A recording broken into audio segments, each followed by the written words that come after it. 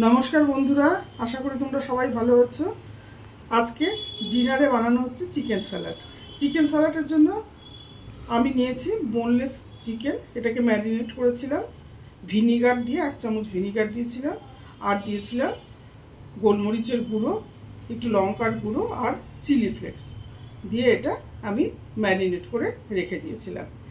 এটা বানানোর জন্য আমার যা যা উপকরণ লাগছে, আমি কিছু সবজি নিয়ে নিয়েছি। সবজির মধ্যে পেঁয়াজ, রসুন কুচি, গাজর কুচি, আর নিয়েছি ক্যাপসিকাম, লাল আর সবুজ ক্যাপসিকাম, টমেটো কুচি, বিনস কুচি আর ধনেপাতা। কড়াই বসিয়ে নিলাম। কড়াইয়ের মধ্যে আমি 2 চামচ বাটার দিয়ে দিলাম। বাটারটা একটু গরম হলে এর মধ্যে আমি ম্যারিনেট করে রাখা চিকেনটা দিয়ে দেবো। এর মধ্যে চিকেনটা আমি লাল লাল করে ভেজে নেব। নাড়াচাড়া করে ভেজে নিচ্ছি। লো টু মিডিয়াম ফ্লেমে চিকেনটাকে আমার ফ্রাই করতে হবে। চিকেন আমার ফ্রাই হয়ে গেছে। এটা আমি একটি প্লেটের মধ্যে তুলে নিচ্ছি চিকেনগুলো। এবার আমি ওই কড়াইয়ের বাটারটার মধ্যে দিয়ে দিচ্ছি রসুন আর কেটে রাখা পেঁয়াজের কুচি।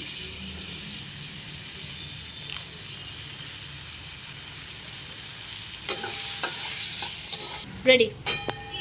পেঁয়াজ আর রসুনগুলোকে কিন্তু খুব বেশি ভাজা যাবে না, একটু হালকা করে ভাজতে হবে। এরপরে এর মধ্যে আমি দিয়ে দিচ্ছি বিনস, গাজর,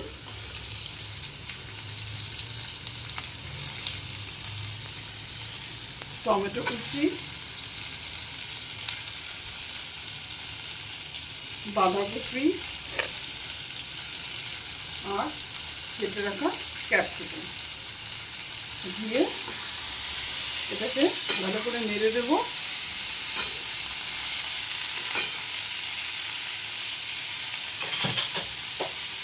দিলাম আন্দাজ মতো লবণ,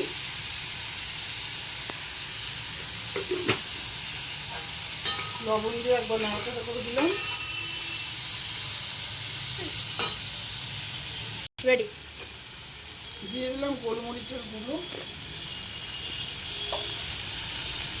দিয়ে দিলাম 1 চামচ মতন চাট মশলা, আর দেব সামান্য বিট নুন দিয়ে এবার এটা একবার নেড়ে দেবো।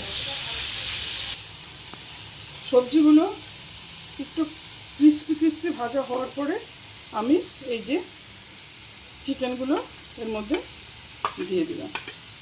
চিকেনগুলো দিয়ে একটু নাড়াচাড়া করবো। রেডি হয়ে গেল আমার চিকেন স্যালাড। এখন আমি এটা একটি সার্ভিং প্লেটে সার্ভ করে দেব।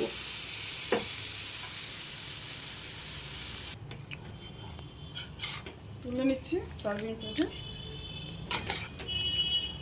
চিকেন স্যালাড আমার তৈরি। বন্ধুরা, আমার রান্নাটা আপনাদের কেমন লাগলো জানাবেন, বাড়িতে ট্রাই করবেন, আর আমার চ্যানেলটি যদি সাবস্ক্রাইব না করা থাকে তাহলে চ্যানেলটি সাবস্ক্রাইব করবেন। ভালো থাকবেন, সুস্থ থাকবেন।